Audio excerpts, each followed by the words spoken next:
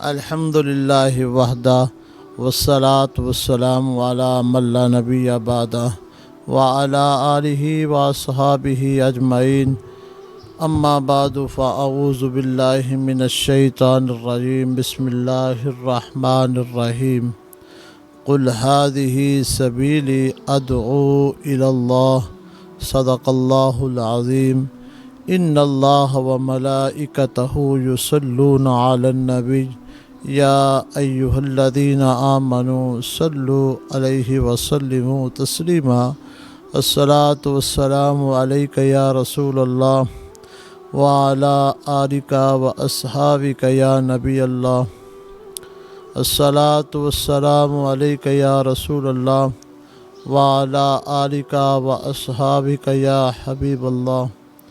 اللہ تعالیٰ کی حمد و ثنا اور حضور مالک کوثر محبوب دلبر احمد مجتبیٰ جناب محمد مصطفیٰ صلی اللہ علیہ وآلہ وسلم کی بارگاہ میں ہدیہ درود و سلام عرض کرنے کے بعد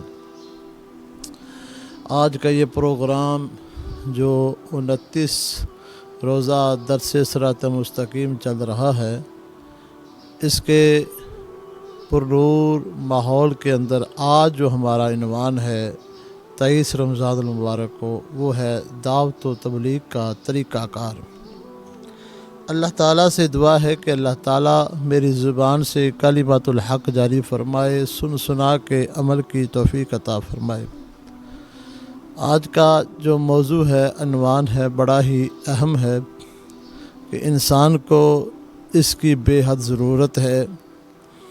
دین کے اندر اگر تبلیغ نہ ہو تو کئی لوگ ایسے ہیں جو راہ راست سے پیچھے رہ سکتے ہیں، اپنی منزل کو رواں دماں نہیں ہو سکتے۔ اس لیے تبلیغ، واعظ، نصیحت اس کی بڑی ضرورت ہے، اور یہ عمل جو ہے اللہ تعالیٰ نے اس کی ڈیوٹی انبیاء کو دی، اور بالخصوص اس ڈیوٹی کو مکمل کیا تو میرے آقا صلی اللہ علیہ وآلہ وسلم نے کیا، اور حضور علیہ السلام کے بعد کوئی نبی نہیں آ سکتا۔ حضور علیہ السلام کے علماء جو ہیں امت میں سے، ان کی یہ ڈیوٹی ہے کہ لوگوں تک اللہ رسول کا پیغام پہنچایا جائے۔ اب دعوت و تبلیغ جو ہے اس کے مختلف انداز ہوتے ہیں، یعنی کہ تدریس کے طریقے کے مطابق بھی مدرسہ کے اندر تبلیغ کی جا سکتی ہے، اور معاشرے کے اندر بھی تبلیغ کی جا سکتی ہے، اور کردار کے لحاظ سے بھی تبلیغ کی جا سکتی ہے۔ اب ایک ہے علم کے ذریعے اور ایک ہے عمل کے ذریعے، اور ایک ہے علم حاصل کرنا، دوسرا علم حاصل کرنے کے بعد اس پر عمل کرنا۔ جب انسان علم پر عمل کرتا ہے تو اس کا کردار بڑا اچھا ہو جاتا ہے، جس کی وجہ سے لوگ کردار کو دیکھ کر بھی اسلام میں داخل ہو جاتے ہیں۔ علم بھی ضروری ہے اور کردار بھی ضروری ہے۔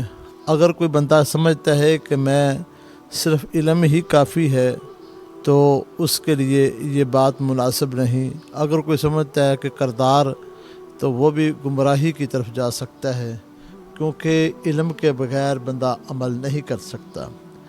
کسی بندے کو کہا جائے کہ میں نے لاہور جانا ہے، تو لاہور جانے کے لیے اسے راستے کا علم ہونا چاہیے کہ میں کس طرح سے، کس طریقے سے، کس انداز میں، کہاں سے کہاں پر ہوتا ہوا میں لاہور جاؤں گا۔ جب تک اسے اس چیز کا علم نہیں ہوگا تو وہ اپنی منزل تک نہیں پہنچ سکتا۔ اسی طرح خالق کائنات کا رستہ جو ہے وہ یہ ہے، اس رستے کے ذریعے بندہ اللہ تک پہنچتا ہے۔ اگر بندے کے پاس علم ہی نہ ہوگا، قرآن و سنت کی سمجھ نہیں ہوگی، تو بندہ اس پہ عمل بھی نہیں کر سکے گا۔ جب عمل نہیں کرے گا تو علم لدنی بھی نہیں ملے گا، خدا ذوالجلال کا قرب بھی بندے کو نصیب نہیں ہو سکتا۔ ویسے اللہ چاہے تو جس کو چاہے جس انداز میں عطا کر سکتا ہے۔ یہ کہا جاتا ہے کہ انسان کا پورا جسم جو ہے یہ با کردار ہونا چاہیے، علامہ صاحب رحمۃ اللہ تعالی علیہ نے بھی یہ کہا ہے، تو حسن کردار میں اس قدر عظیم ہو جا کہ ابلیس بھی تجھے دیکھے تو مسلمان ہو جائے۔ تو ایک ہے تلوار کے ذریعے اور ایک ہے اخلاق کے ذریعے، یہ بھی ایک انداز ہے تبلیغ کا، لیکن بہترین جو طریقہ ہے نا وہ ہے اخلاق۔ یہ بڑا ہی اچھا انداز ہے تبلیغ کرنے کا۔ بندہ کہے کہ میرے پاس علم ہے لیکن وہ اس کے پاس اخلاق نہیں ہے تو وہ کامیابی میسر نہیں، بلکہ سلطان رحمۃ اللہ علیہ تو فرماتے ہیں کہ اگر علم بھی نہیں ہے تو پھر بندہ کہے کہ میں فقیری اختیار کر لوں، وہ تو کافر ہے۔ یعنی علم و بعد کرے فقیری، کافر مرے دیوانہ ہو۔ وہ علم حاصل کرے، علم حاصل کرنے کے بعد اس پہ عمل کرے، تو عمل کرے گا ایسا کردار ہوگا کہ تلوار کا وار جو ہے نا اس کو روکنا آسان ہے، لیکن کردار کے وار کو روکنا آسان نہیں ہے۔ کردار کا وار ایسا خفیہ وار ہوتا ہے کہ دیکھنے والے کے دل کو اور دماغ کو متاثر کر کے اسے اپنی طرف کھینچ لیتا ہے۔ اللہ تعالیٰ کے پیارے محبوب صلی اللہ علیہ وآلہ وسلم نے مدینہ شریف میں جب گئے تو حضور نے تو کوئی وہاں پہ نہ تلوار اٹھائی تو نہ اتنی واضح و نصیحت فرمائی۔ حضور علیہ السلام کا کردار دیکھ کر ہی لوگ اسلام میں داخل ہو گئے۔ تو جب تک ہمارا انداز درست نہیں ہوگا تو کامیابی نہیں ہوگی۔ اس کے متعلق بھی ایک بات آپ سامنے رکھ لیجئے کہ نبی کریم صلی اللہ علیہ وآلہ وسلم نے جب اعلان نبوت فرمایا اس وقت حضور نے کیا کہا تھا؟ حضور نے یہ کہا تھا کہ میں نے چاند 2 ٹکڑے کر لیتا ہوں، میں سورج کو اپنی طرف کھینچ لیتا ہوں، میں گزرتا ہوں تو پتھر مجھے سلام پیش کرتے ہیں، درخت مجھ پر درود و سلام بھیجتے ہیں، آسمان سے بادل کا ٹکڑا میرے اوپر چلتا ہے، میں کہوں تو زمین اپنا سینہ چاک کر دے۔ کوئی ایسا جملہ نبی علیہ السلام نے نہیں فرمایا۔ حضور علیہ السلام نے فرمایا اے اہل مکہ مجھے یہ بتاؤ 40 سال تم نے میرے زندگی کو دیکھا، میرے سیرت کو دیکھا، اس کے اندر کیا تو نے دیکھا کہ جھوٹ بھی میں نے بولا، جھوٹ کی کوئی آمیزش پائی؟ سب نے کہا نہیں۔ اب یہاں پہ کملی والے محبوب نے اپنا کردار سامنے رکھا۔ ہم کیا کرتے ہیں کہ بھائی میرے پاس بڑا علم ہے، میرا فلاں کے ساتھ میرا بڑا تعلق ہے، میں فلاں جماعت میں تعلق ہے، یہ ہمارا انداز ہوتا ہے۔ لیکن یہ تو انداز ہی کسی کا نہیں ہے کہ وہ اس طرح کا انداز بنا لے کہ اس کو دیکھے تو کوئی سمجھ جائے کہ واقعی یہ اللہ کا بندہ ہے، اس کا اخلاق اس طرح کا ہو، اس کی عادت اس طرح کی ہو کہ انسان دیکھ کر اس کی طرف آئے۔ جب ایسا معاملہ ہوگا تو پھر کامیابی ہی کامیابی ہے۔ کملی والے محبوب کے غلاموں نے یہی انداز اپنائے ہیں۔ بے شمار ایسے بزرگ ہوئے ہیں جن کو دیکھ کر لوگ اسلام میں داخل ہوتے رہے ہیں، جن کے کردار کو دیکھ کر اسلام میں داخل ہوتے رہے ہیں۔ ہمیں اس چیز کی ضرورت ہے، ہم اس کی طرف آئیں، ورنہ ہمیں کامیابی کبھی نہیں مل سکتی۔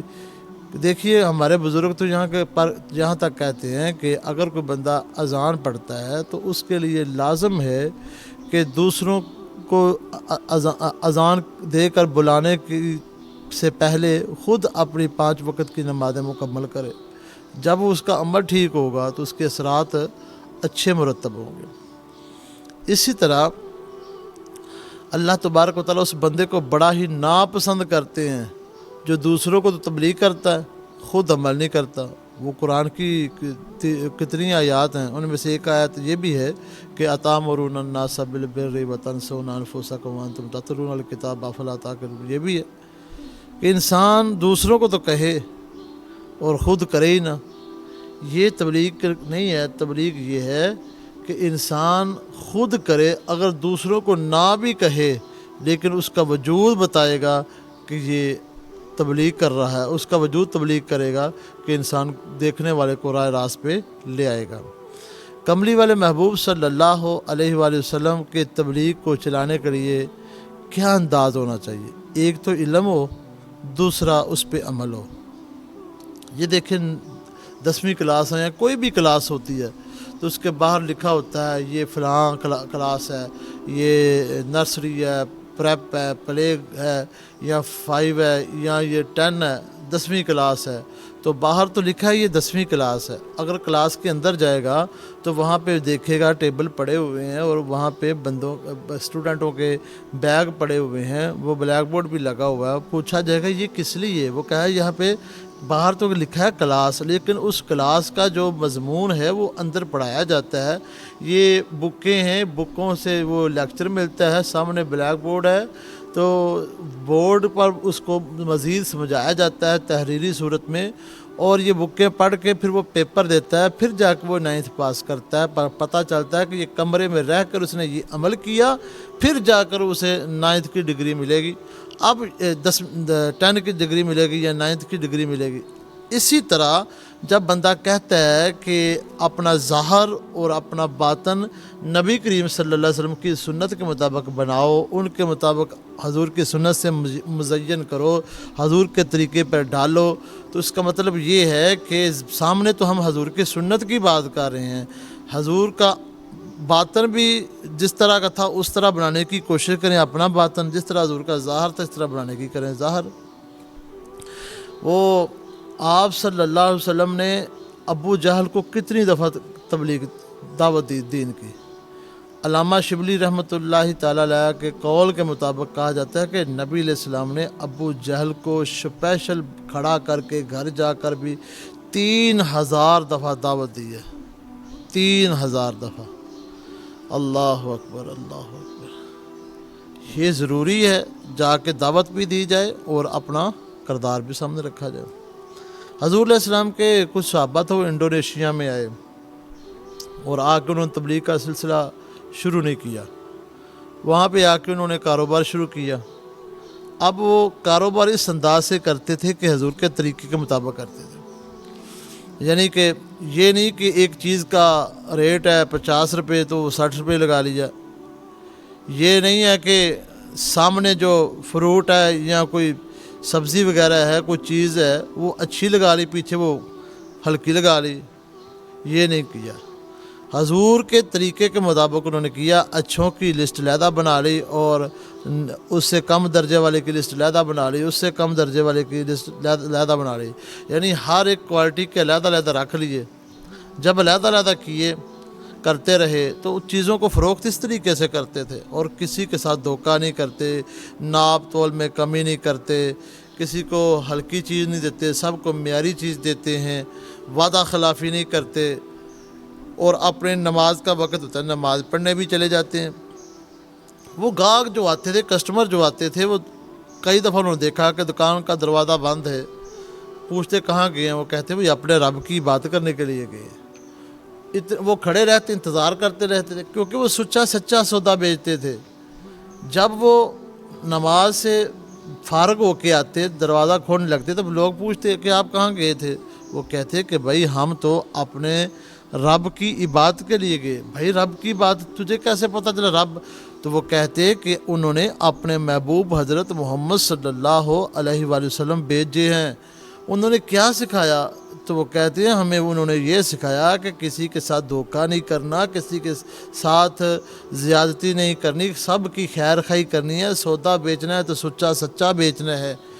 تو انہوں نے تو یہ سکھایا ہمیں، تو ہم اس کی بات بھی کرنے جاتے ہیں اور اس کے حکم کے مطابق آپ کو سودا بھی بیچتے ہیں۔ وہ کہنے لگے کہ اتنا اچھا دین ہے۔ وہ سب کے سب جتنے بھی تھے اس علاقے کے لوگ، کئی ایسے ہزاروں میں تھے لوگ جو آہستہ آہستہ ان کے یہ عمل کی وجہ سے اسلام میں داخل ہو گئے۔ اب انہوں نے محض تقریروں کا سہارا نہیں لیا، انہوں نے کیا کیا؟ اپنا عمل سامنے رکھا، کردار سامنے رکھا، جس کی وجہ سے بے شمار لوگ اسلام میں داخل ہو گئے۔ اسی طرح صحابہ نے ایسے ہی کیا۔ بھائی جہاں پہ تقریر کی ضرورت ہے، قول کی ضرورت ہے، فعل کی ضرورت ہے، کرتے ہیں، لیکن کردار جو بندے کا ہوتا ہے یہ بڑا ہی متاثر کرتا ہے۔ اچھا لباس پہنیں گے یہ بھی بڑا متاثر کرتا ہے، جس طرح کا انداز ہم اپنائیں گے۔ دیکھیں نا ہمارے بچے ہیں، وہ ٹی وی دیکھتے ہیں یا موبائل دیکھتے ہیں، وہ جس طرح کے موبائل پہ اوپر چیزوں کو دیکھتے ہیں وہ اس طرح کا بننے کی کوشش کرتے ہیں۔ اگر ہم اپنے بچوں کو صحابہ والا معیار دکھائیں گے، صحابہ والا طریقہ سکھائیں گے تو ہمارے بچے بھی راہ راست پہ آ جائیں گے۔ اب اس کا مطلب یہ نہیں ہے کہ صرف ہم یہاں پہ بھائی اس کا طریقہ کر کیا ہے۔ پہلا طریقہ تو یہ ہے کہ انسان اپنے دل میں محبت الہی پیدا کرے، اور دوسرا جب تبلیغ کرے تو بے غرض ہو جائے، یعنی کوئی لالچ کسی قسم کا نہ ہو، پھر دل میں رحمت اور شفقت والا معاملہ رکھے، نماز تہجد کی پابندی کرے اور امت کے لیے، حضور کی امت کے لیے دعائیں مانگا کرے۔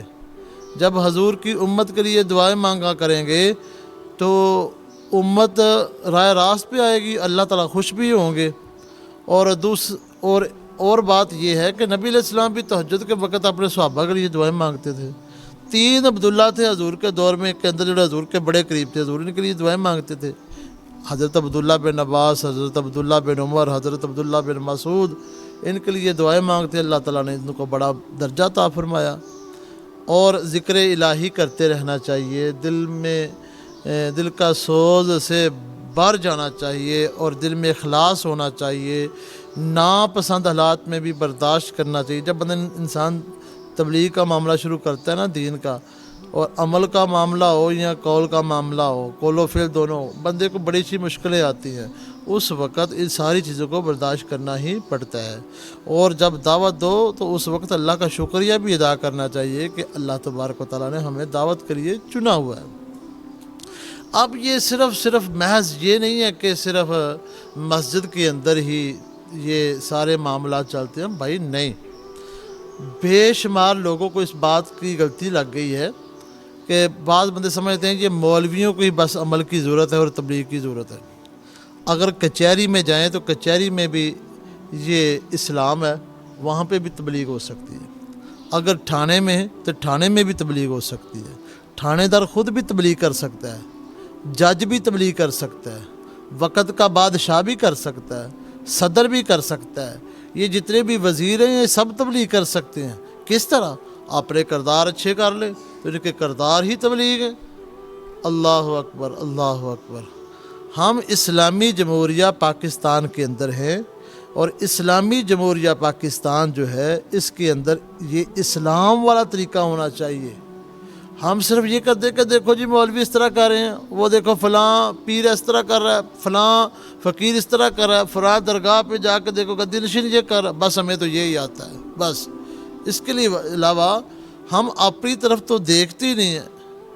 اور دیکھو یہ چینلوں پہ بیٹھ کر الیکٹرانک میڈیا پہ ہے یا سوشل میڈیا پہ ہے، ہر بندہ موبائل لے کے اپنی ویڈیو بنا کے چل رہا ہے، لیکن وہ عمل کی طرف نہیں آ رہے۔ بے شمار ہمارے جو نعت خواں حضرات ہیں وہ رات کو اٹھ کے نعتیں پڑھتے، صبح وہ نماز کے قریب تک نہیں جاتے، اپنے والدین کی خدمت کے قریب تک نہیں جاتے۔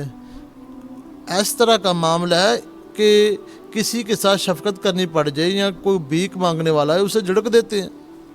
یہ کون سا اخلاق ہے؟ یہ کون سی تبلیغ ہے؟ یہ کون سا طریقہ کار ہے؟ اور بھائی ہمارے بزرگوں نے تو اس طرح کی تبلیغ کی ہے، اپنے کردار کو سامنے رکھا ہے کہ سنتے کیا نفل بھی نہیں چھوڑتے تھے۔ امام بخاری رحمۃ اللہ تعالیٰ علیہ کو دیکھا نہیں آپ نے؟ آپ کے ہاتھ میں 40 سونے کی اشرفیاں تھیں، بلکہ 40 نہیں، کافی تعداد میں تھیں۔ چور کو پتہ چل گیا کہ ان کے پاس اشرفیاں ہیں، اس نے شور مچانا شروع کر دیا کہ میرے اتنے اشرفیاں چوری ہو گئی ہیں۔ تو امام بخاری رحمۃ اللہ علیہ تعالیٰ جہاز کے اندر بیٹھے ہوئے تھے، یعنی بحری جہاز پر، تو آپ نے سوچا کہ اگر کوئی بندہ اس کے کہنے پر سن کر وہ تلاشی لینے شروع کر دے گا تو وہ تو اشرفیاں میرے پاس نکلیں گی، تو لوگ سمجھیں گے کہ امام بخاری جو یہ چوری کرتا ہے۔ انہوں نے یہ ساری کی ساری جو ہے نا اشرفیاں سمندر میں پھینک دی۔ جب پھینکی انہوں نے تلاشی لی تو کہیں پہ نہ نکلی۔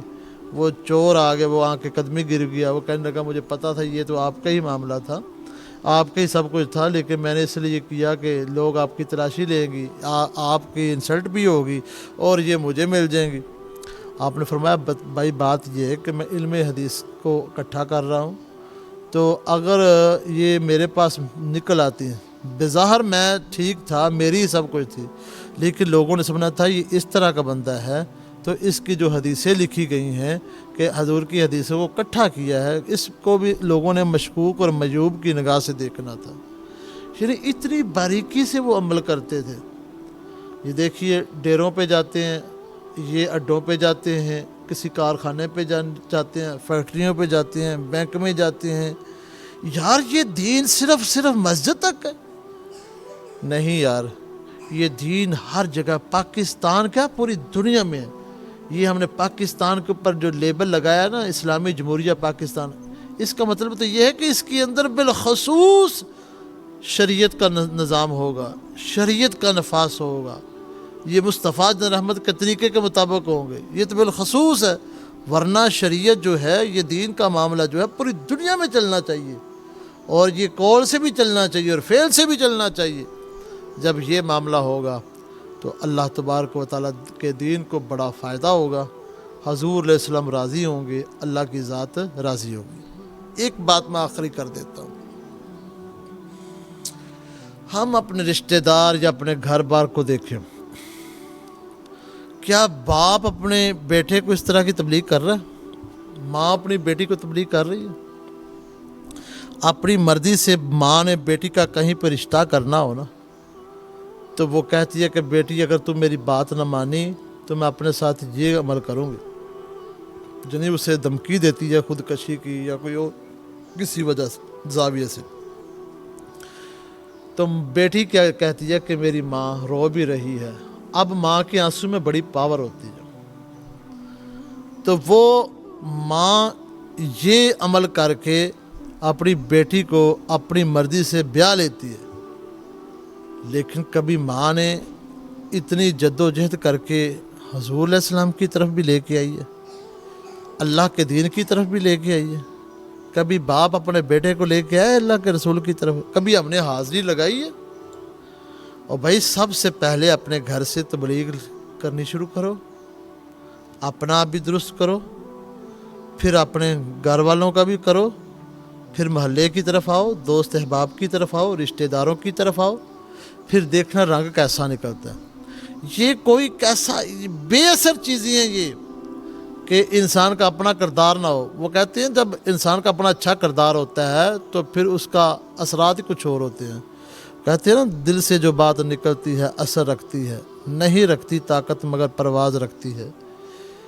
وہ جو دل سے بات نکلتی ہے نا، وہ عمل کی وجہ سے نکلتی ہے، عمل کی وجہ۔ کسی نے پوچھا تھا میں بہت بڑا عالم ہوں، بننا چاہتا ہوں، فرمایا گیا کہ گناہ چھوڑ دے۔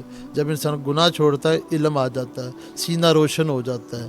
جب سینہ روشن ہو جاتا ہے تو پھر اللہ تعالیٰ عمل کی توفیق دیتا ہے، عمل کی توفیق مل جاتی ہے، بندے کا کردار بڑا ستھرا ہو جاتا ہے۔ جب کردار ستھرا ہو جاتا ہے تو جس طرح امام محمد رحمۃ اللہ تعالیٰ علیہ کو لوگوں نے دیکھ کر اسلام قبول کر لیا، اسی طرح ہر مسلمان کو لوگ دیکھ کر اسلام میں داخل ہو جائیں گے۔ ایسا نہ ہو کہ غیر مسلم دیکھے تو وہ کہتے ہیں ہم تو اس سے کہیں بہتر ہیں۔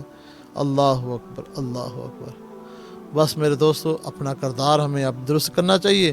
میرے لیے بھی دعا کریں کہ اللہ تعالیٰ مجھے بھی ایسا بننے کی توفیق عطا فرمائے، اور اللہ تعالیٰ آپ کو بھی اس طرح سن کے عمل کرنے کی توفیق عطا فرمائے۔ وآخر دعوانا ان الحمد للہ رب العالمین۔